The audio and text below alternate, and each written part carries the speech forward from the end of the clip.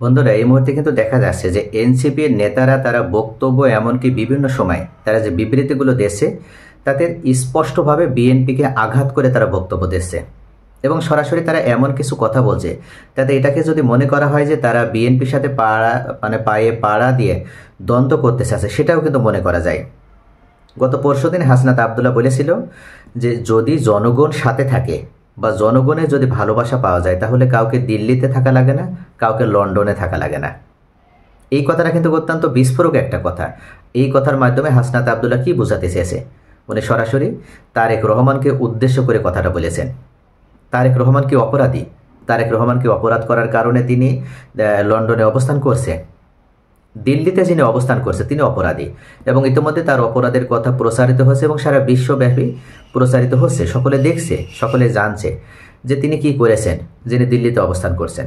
কিন্তু লন্ডনে তারেক রহমান উনি তো একজন ফ্রেশ, তার বিরুদ্ধে একটা কোনো মামলাও নেই এবং সেটার যৌক্তিকতাও নেই। যে মামলাগুলো হয়েছিল সবগুলোই তো অযৌক্তিক মামলা ছিল, তাকে হয়রানি করার জন্য বা তাকে বিভিন্নভাবে ক্ষতিগ্রস্ত করার জন্য মামলাগুলো দেওয়া হয়েছিল। তাহলে হাসনাত আবদুল্লাহর এই কথার মানে কি?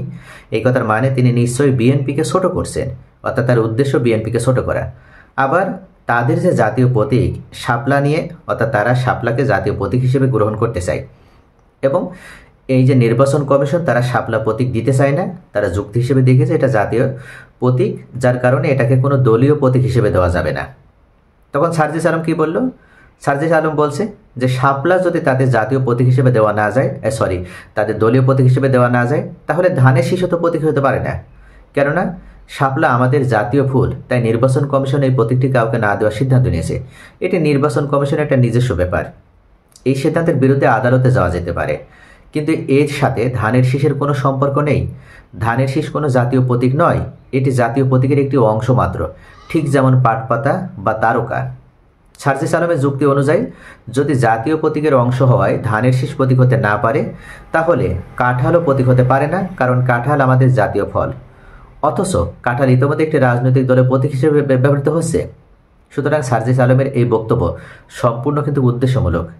বিএনপি যখন 17 বছর ধরে ক্ষমতার বাইরে এবং নিজেদের অস্তিত্ব রক্ষার জন্য তারা লড়াই করেছে, তখন এনসিপির নেতারা কেন তাদের সঙ্গে পায়ে পাড়া দিয়ে ঝগড়া করছে তা কিন্তু ইতিমধ্যে বোধগম্য নয়।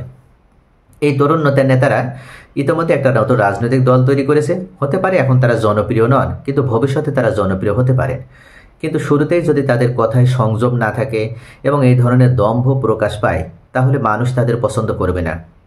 জনগণ কখনোই দম্ভ বা অহংকার পছন্দ করে না। অতীতেও অনেক নেতাকে মানুষ এ কারণেই পছন্দ করেনি। এই তরুণ নেতারা ক্ষমতার কাছাকাছি এসে হয়তো অতীতের কথা ভুলে গেছেন। গণ অভ্যুত্থানের সময় বিএনপি যখন আন্দোলন করছিল, তখন এই নেতারাই তাদের সমর্থন দিয়েছিলেন এবং সব রকম পরামর্শ দিয়েছেন। তখন তারা কেউ ছাত্রলীগের মধ্যে, কেউ অন্য কোথাও লুকিয়েছিলেন। আর জুলাই মাসে গণ অভ্যুত্থানের পর তারা মাথা তুলেছেন। কিন্তু এখন তাদের কথায় ও আচরণে সেই সহযোগিতার মনোভাব নেই। তাদের কথাবার্তা শুনে মনে হচ্ছে তারা বিএনপির সঙ্গে অকারণে একটি বিরোধ তৈরি করতে চাচ্ছে। বিএনপি এখন নিজেদের অস্তিত্ব নিয়েই সংকটে, তাই তারা হয়তো এর কোনো জবাব দেবে না। কিন্তু এই ধরনের অশ্রদ্ধামূলক আচরণ করা উচিত নয়। 15 বছর ধরে যারা আন্দোলন করেছে তাদের প্রতি কোনো রকম সম্মান বা শ্রদ্ধাবোধ থাকা উচিত। এই ধরনের কথার অর্থ কী এবং কেন বিএনপির সাথে এই বিরোধ তৈরি করা হচ্ছে তা সাধারণ মানুষের মাথায় ঢুকছে না। মূল বিষয় হচ্ছে আসলে এই দুইটি কথা থেকে এনসিপি ইতিমধ্যে বিএনপিকে আঘাত করে কথা বলেছে এবং এজন্য বিএনপিতে পাল্টা কোনো পদক্ষেপ হয়তো তারা নিবে না এখন, কেননা তারা তাদের দল গোছানো নিয়ে ব্যস্ত। তারা দীর্ঘ 17 বছর ক্ষমতার বাইরে রয়েছে, এজন্য তারা দলের ভিতরে প্রয়োজনীয় সংস্কার এবং তারা সামনের দিকে কিভাবে এগোনো যায় সেটা নিয়ে কাজ করছে। তবে এনসিপি যে সরাসরি বিএনপিকে উদ্দেশ্য করে এবং বিএনপিকে তারা অপোজিশন মনে করে কথাগুলো বলছে এটা নিশ্চিত। অর্থাৎ তারা কখনো বিএনপিকে শ্রদ্ধা ভরে কথাগুলো বলছে না, বরং অসম্মানের জায়গা থেকে কথাগুলো বলেছে। তবে এনসিপির এই নেতাগুলো যে কথাটা বলেছে এগুলো তো অযৌক্তিক নয়।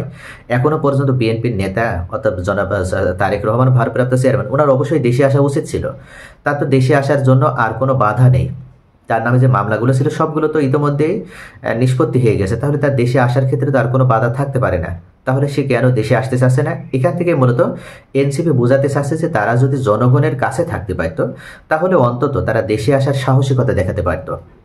আবার আরেকটা কথা, জাতীয় প্রতীক হিসেবে যদি শাপলাকে দলীয় প্রতীক না বানানো যায়, তাহলে ধানের শীষকেও বানানো যায়। এটাও কিন্তু একেবারে অযৌক্তিক নয়। তো প্রিয় ভিউয়ার্স, এনসিপি যে নেতারা যে কথাগুলো বলছেন এটা আসলে কেমন হয়েছে, তাদের কথাগুলো তারা কি যৌক্তিক বা তারা কি অযৌক্তিক কথা বলেছে? আপনাদের মূল্যবান মতামত কমেন্টে জানান। সকলে ভালো থাকুন। Thanks for watching.